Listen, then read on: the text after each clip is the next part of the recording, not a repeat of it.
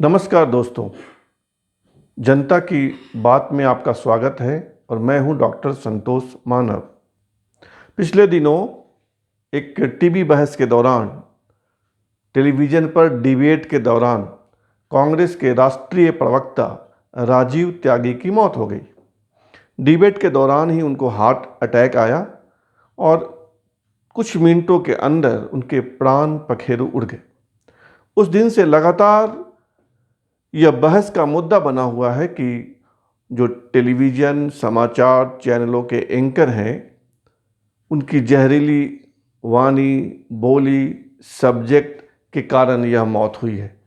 अगर उस तरह का सब्जेक्ट नहीं होता, उस तरह का एंकर नहीं होता, उसकी वाणी, बोली, व्यवहार उस तरह का नहीं होता तो राजीव त्यागी की असमय मौत नहीं होती।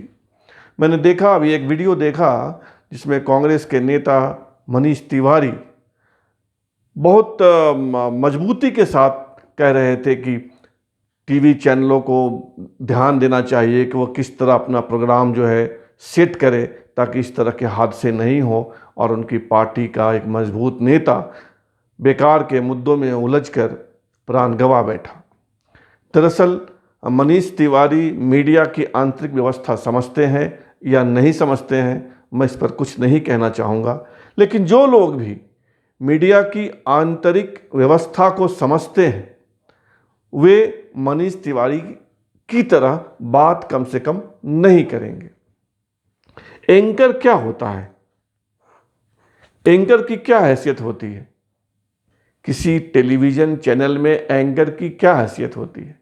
एंकर की कोई हैसियत नहीं होती है। एंकर उस टेलीविज़न चैनल जो एक उद्योग है, जो पैसा कमाने के लिए खड़ा किया गया है, बनाया गया है, उसका एक कर्मचारी है, एक मजदूर है, मीडिया मजदूर है।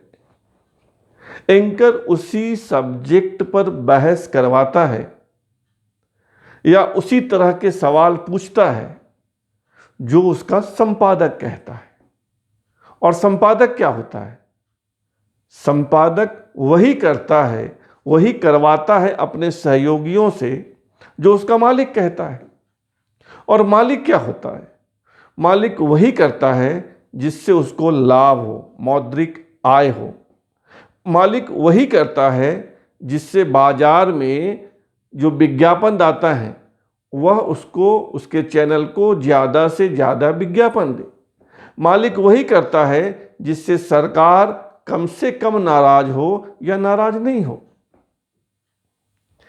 इसलिए जब इस तरह की दुर्घटनाएं, इस तरह का शोक संदेश सामने आए, तब हमें किसी एंकर पर नाराज नहीं होना चाहिए। हमें मीडिया की आंतरिक व्यवस्था को समझने का प्रयत्न करना चाहिए। ये मीडिया है क्या, पहले यह समझिए। मीडिया कोई पूंजीपति चलाता है, कोई धन्ना सेठ चलाता है, और इसलिए चलाता है कि वह उससे पैसा कमाए, उससे अर्थोपार्जन करे, उससे उसको मौद्रिक लाभ हो। वह लाभ के लिए 100, 200, 500 या 1000 करोड़ रुपए लगाता है। कोई भी मीडिया मालिक इसलिए मीडिया हाउस चलाता है कि उसके हाउस को ज़्यादा से ज़्यादा विज्ञापन मिले, एडवर्टीजमेंट।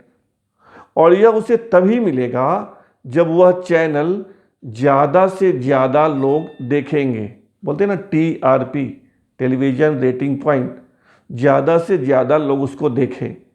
या अखबार है अगर, तो उस अखबार को ज़्यादा से ज़्यादा लोग पढ़ें, ज़्यादा लोगों के घर में वो अखबार जाए। और दूसरा होता है सरकार की नाराज़गी नहीं लेना। सरकार बहुत पावरफुल, बहुत मजबूत चीज़ होती है। अगर मीडिया मालिक का कोई और धंधा है अखबार या टेलीविज़न के अलावा, तो उस धंधा को सरकारें प्रभावित कर सकती है। अगर वह मीडिया हाउस सरकार के अनुकूल नहीं चलेगा तो थोड़ी सी आंख टेढ़ी कर ले तो वह मीडिया हाउस बैठ सकता है। तो आप समझिए कि मालिक को नियंत्रित कौन करता है? मालिक को नियंत्रित करता है पैसा। कैसे आय बढ़े, कैसे ज़्यादा से ज़्यादा लाभ हो। इस फाइनेंशियल ईयर में 300 करोड़ हुआ है तो अगले फाइनेंशियल ईयर का टारगेट 400 करोड़ हो, 500 करोड़ हो, ये मीडिया मालिकों की सोच में होती है। तो एक मौद्रिक लाभ, मौद्रिक आय। दूसरा होता है कि सरकार नाराज नहीं हो, क्योंकि उसको मीडिया हाउस भी चलाना है और जो दूसरे धंधे होते ही हैं, अमूमन सभी मीडिया हाउस वालों के दूसरे धंधे हैं, सरकार नाराज नहीं हो, नाराज हो तो कम से कम हो। और तीसरा होता है कि मीडिया हाउस बाजार के अनुकूल रहे, यानी ऐसी खबरें दिखाए, ऐसे सब्जेक्ट चलाए जिससे बाजार उसकी ओर ध्यान दे, उसको लगे कि हाँ यह चैनल बेहतर है, इसको बहुत सारे लोग देखते हैं, या जिस घरों में वह अपना सामान, अपना प्रोडक्ट पहुंचाना चाहता है, उसको यही चैनल उन लोगों का पसंदीदा चैनल है।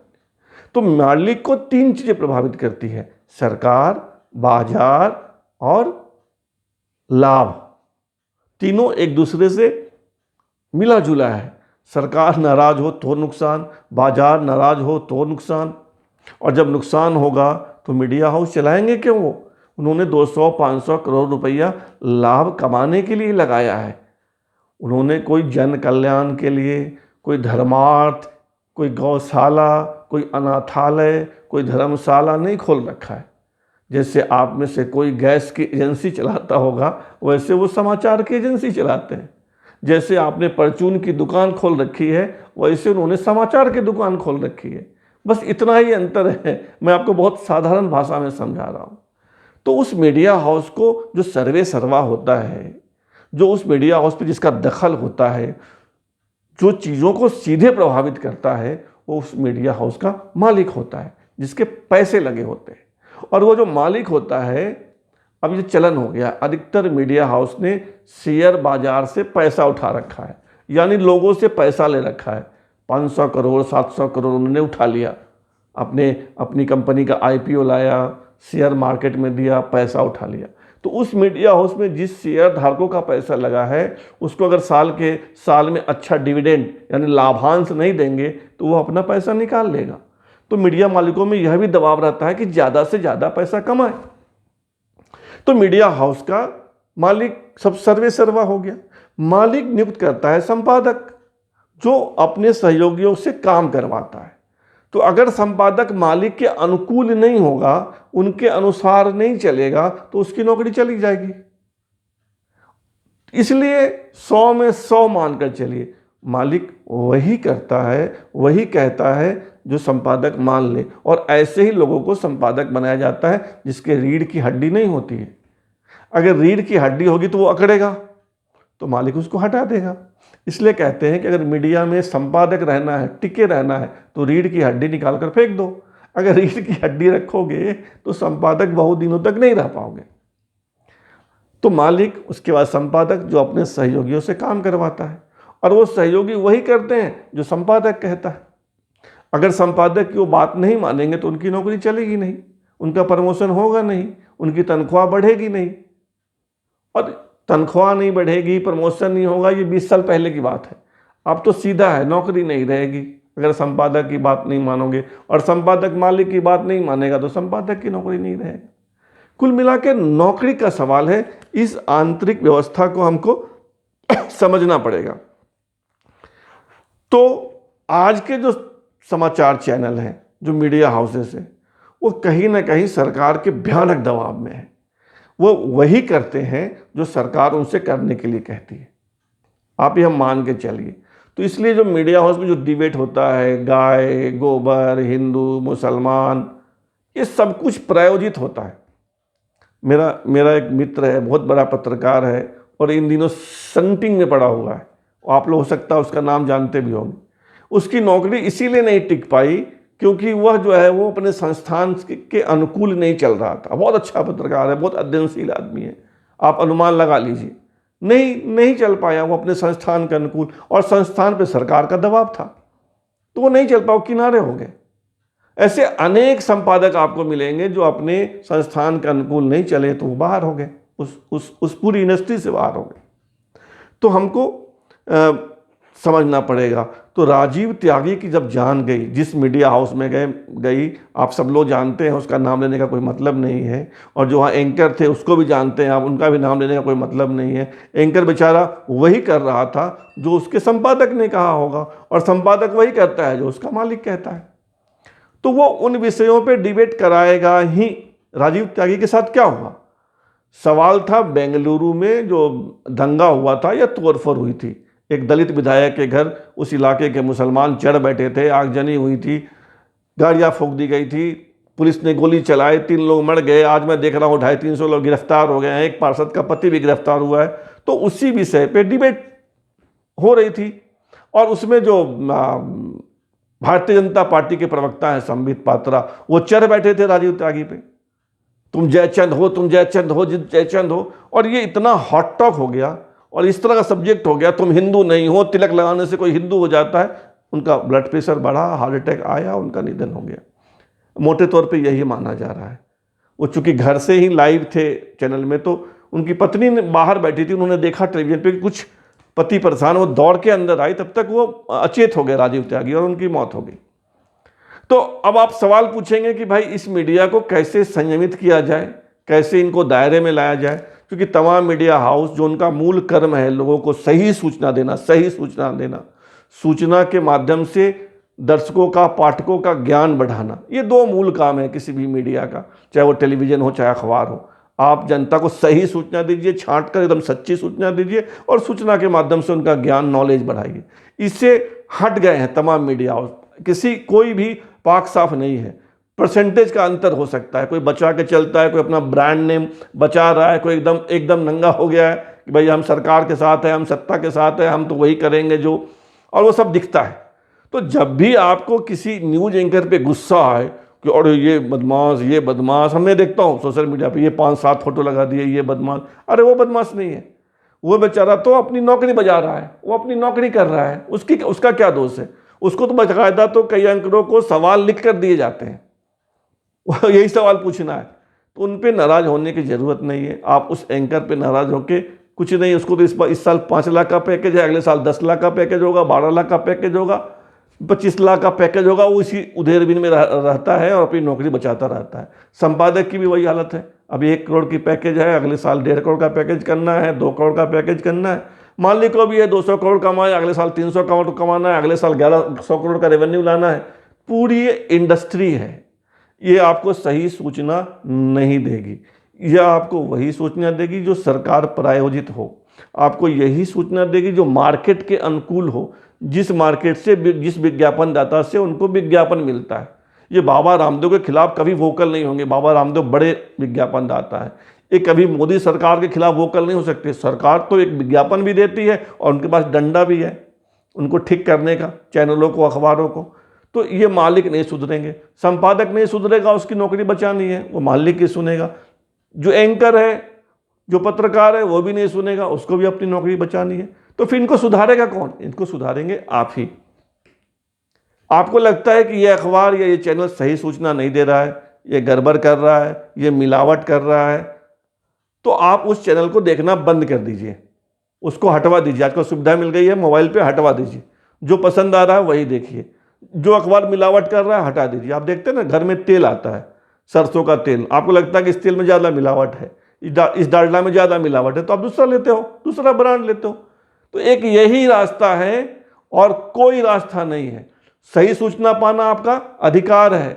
मीडिया वाले सही सूचना नहीं दे रहे हैं, तो आप आज़ाद मीडिया की ओर देखो। कई बड़े पत्रकार आज़ाद मीडिया पे आ गए। मैं भी छोटा पत्रकार हूँ, मैं आपसे सीधे बात कर रहा हूँ, तो आप आज़ाद मीडिया की ओर जाइए। ये गोदी मीडिया को छोड़िए, कारपोरेट मीडिया को छोड़िए, या फिर जो आपको सही लगता है वही देखिए। हम किसी के बंधुआ मजदूर तो है नहीं। तो इन मिलावटखोरों को ऐसे ही रोका जा सकता है और कोई उपाय नहीं है, क्योंकि सत्ता में जो लोग बैठे हैं उनको अपनी सत्ता बचानी है, रखनी है, आगे भी लानी है। तो वो मीडिया को अपने कब्जे में रखेंगे। मीडिया को कब्जे में कैसे रखेंगे? वो मालिक को कब्जे में रखेंगे, कभी विज्ञापन देकर, कभी डरा कर, कभी धमका कर। क्योंकि सरकार अपनी उंगली भी टेढ़ी कर देना तो इन मीडिया वाले जो दूसरे धंधे हैं सब बैठा देगा उनको।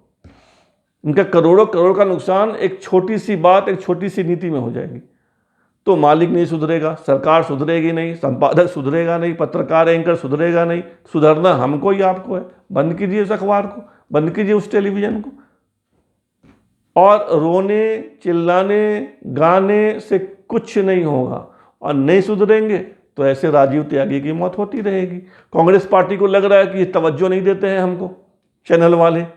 जब हमारा प्रवक्ता डिबेट में जाता है तो जो वहाँ एंकर है वो भी किसी पार्टी का प्रवक्ता बन जाता है, हमको बोलने नहीं देता है, हमको दबा देता है। तो कांग्रेस उन चैनलों में अपना प्रवक्ता भेजना बंद कर दे, यही एक उपाय है।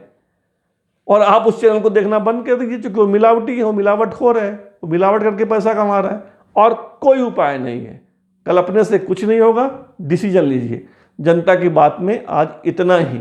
और ये मिलावटखोरी नहीं हो, इसीलिए आपसे आग्रह कर रहा हूँ, हमारे इस छोटे से प्रयास को, हमारे चैनल को सब्सक्राइब कर लीजिए। उससे हमको ताकत मिलेगी, तो मैं आपको ये सारी अंदर की बातें बताता रहूँगा। कौन बताएगा आपको ये बात? कोई चैनल वाला बताएगा?